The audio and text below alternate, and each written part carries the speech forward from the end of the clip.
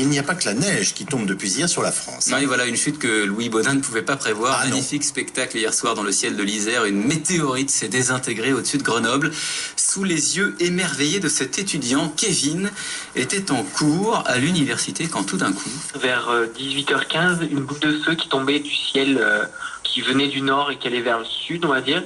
Elle est tombée au-dessus du stade sur le campus de Grenoble. Donc ça s'est arrêté à peu près à 5-6 mètres au-dessus du sol et ça faisait une boule de feu de couleur un peu verte qui laissait des débris lumineux derrière elle et une traînée après de fumée un peu comme un avion. C'était assez impressionnant, c'était assez gros, en plus c'était proche de moi donc j'ai bien pu le voir. Je pensais au début que c'était peut-être un feu d'artifice et après j'ai regardé un peu les réseaux sociaux pour savoir si je n'avais pas halluciné cette boule de feu.